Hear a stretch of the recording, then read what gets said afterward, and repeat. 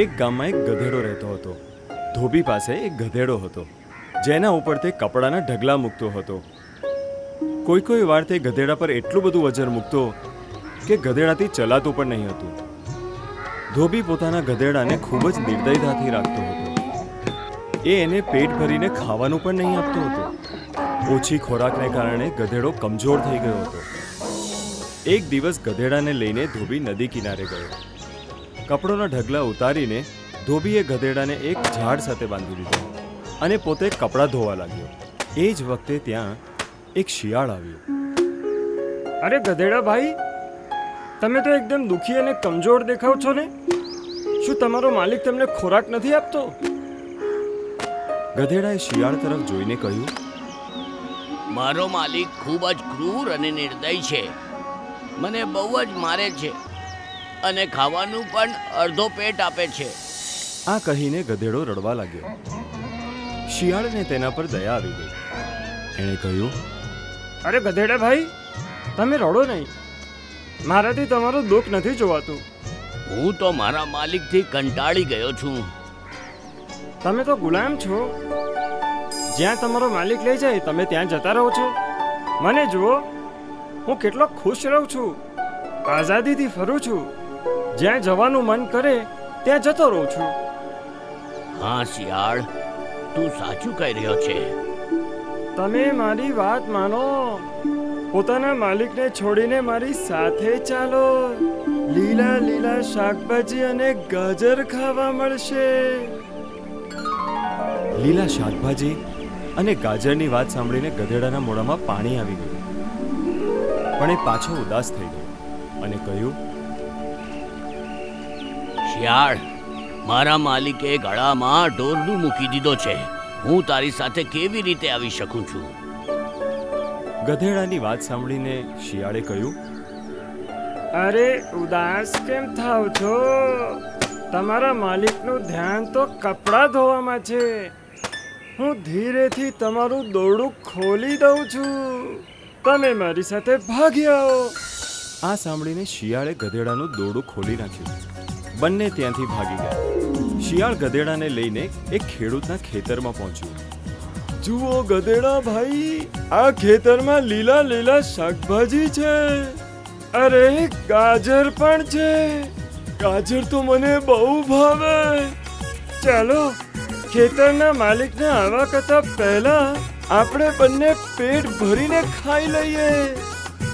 હા હા, મને પણ ખૂબ જોરની ભૂખ લાગી છે. બંને ખેતરમાં ઘૂસી ગયા અને ખાવા લાગ્યા. ગધેડો ઘણા દિવસથી ભરપેટ જમ્યો નહોતો, એટલે જલ્દી ખાવા લાગ્યો. જ્યારે એનું પેટ ભરાઈ ગયું ત્યારે એણે શિયાળને કહ્યું, શિયાળ, હવે મારું ગીત ગાવાનું મન થઈ રહ્યું છે. ગધેડા ભાઈ, આપણે જો અવાજ કરશું તો ખેતરનો માલિક આપણે લાકડી દંડાથી બહુ મારશે. અહીંયાથી દૂર ભાગી જઈએ. ગામની બહાર જઈને ગીત ગાઈ લેજો. મારાથી હવે રહેવાતું નથી. મારી તો આદત છે. પેટ ભર્યા પછી હું મારી સુરીલી અવાજમાં ગીત ગાઉં છું. જ્યાં સુધી હું ગીત ન ગાઈ લઉં ત્યાં સુધી મને શાંતિ નથી લાગતી. ગધેડા ભાઈ, મારી વાત સાંભળો. અત્યારે જો આપણે ગીત ગાશું તો બંને જણા પકડાઈ જશું. પણ ગધેડો તેની આદતથી મજબૂર હતો. એણે શિયાળની વાત ન માની અને કહ્યું, હું તો ગીત જરૂર ગાઈશ. જે હું ગીત ના ગાઈશ તો મારો ખોરાક પચાવી પાડશે નહીં. ભાઈ, ગીત ગાવું હોય તો ગાઓ, પણ થોડીક વાર માટે અટકી જાઓ. ના, હવે હું નથી થોભવાનો. ગધેડો જોરથી ઢેંચું કરવા લાગ્યો.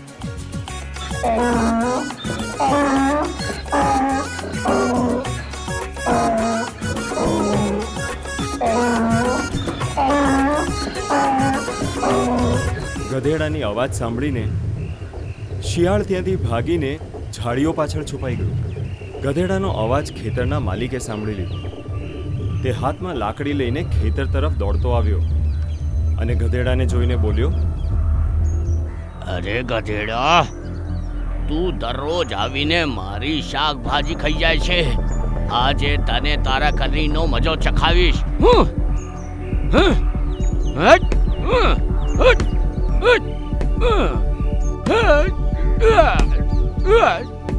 આ કહીને તે ગધેડાને લાકડીથી પીટવા લાગ્યો. ગધેડો જોર જોરથી ચીસો પાડવા લાગ્યો.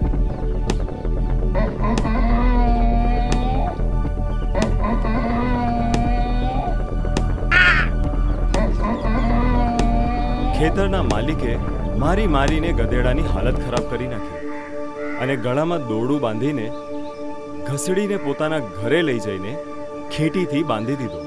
આવી રીતના ગધેડો પાછો ગુલામ થઈ ગયો.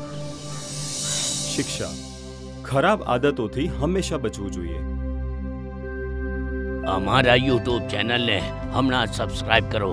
નવા વિડીયો જોવા માટે બેલ આઇકોન જરૂર દબાવો. તમે અમારા વિડીયોઝ પર પોતાના કમેન્ટ જરૂર આપો. વિડીયોને લાઈક કરીને તમારા મિત્રોને શેર જરૂર કરો.